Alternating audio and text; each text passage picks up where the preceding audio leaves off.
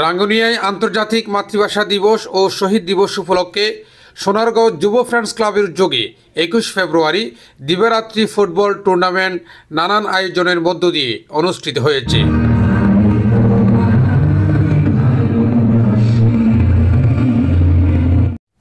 রাঙ্গুনিয়া থেকে মোহাম্মদ আজিজুল ইসলামের পাঠানো ভিডিও প্রতিবেদনে বিস্তারিত। ক্লাবের সভাপতি মোহাম্মদ ইউসুফ আলীর সভাপতিত্বে অনুষ্ঠানে প্রধান অতিথি ছিলেন সোনারগাঁও যুব ফ্রেন্ডস ক্লাবের উপদেষ্টা ডাক্তার মোহাম্মদ মামুন। প্রধান বক্তা ছিলেন বিশিষ্ট ব্যবসায়ী ও শিক্ষা অনুরাগী মোহাম্মদ মুসা।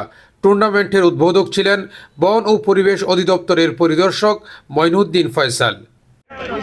অত্যন্ত টান উত্তেজনার মধ্যে সোনারগাঁও যুব ফ্রেন্ডস ক্লাবের সাধারণ সম্পাদক সাইফুল ইসলামের সঞ্চালনায় অনুষ্ঠানে বিশেষ অতিথির বক্তব্য রাখেন রাঙ্গামাটি কাউখালী ডিগ্রি কলেজের অধ্যাপক গফুর আহমেদ, ওই কলেজের প্রভাষক খুরশেদ আলম, চট্টগ্রাম মোহাম্মদ আলী উচ্চ বিদ্যালয়ের সিনিয়র শিক্ষক মফিজুর রহমান ও চট্টগ্রাম রেলওয়ে উচ্চ বিদ্যালয়ের সিনিয়র শিক্ষক মোহাম্মদ জানি আলম। আজকের এই পরিবেশ থেকে আমি আশ্চর্য হয়ে গেছি, এত সুন্দর একটা খেলার আয়োজন করতে পারে, এটা আসলে না দেখলে বিশ্বাস করতে কষ্ট হবে। এ সময় উপস্থিত ছিলেন বিশিষ্ট সমাজসেবক মোহাম্মদ নাজিম উদ্দিন, প্রবাসী ও সাবেক ছাত্রনেতা খুরশেদ আলম, অ্যাডভোকেট মোহাম্মদ মাসুদ, জাহাঙ্গীর আলম কোম্পানি, অলি আহমেদ, স্বেচ্ছাসেবক দলের আহ্বায়ক মোহাম্মদ ইউনুস সহ আরও অনেকে উপস্থিত ছিলেন।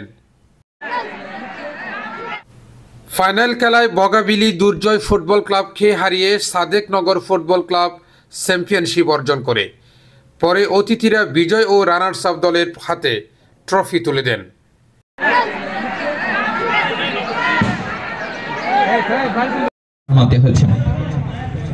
এই মুহূর্তে সম্মানিত অতিথি desk news, city news TV 24, Chittagong.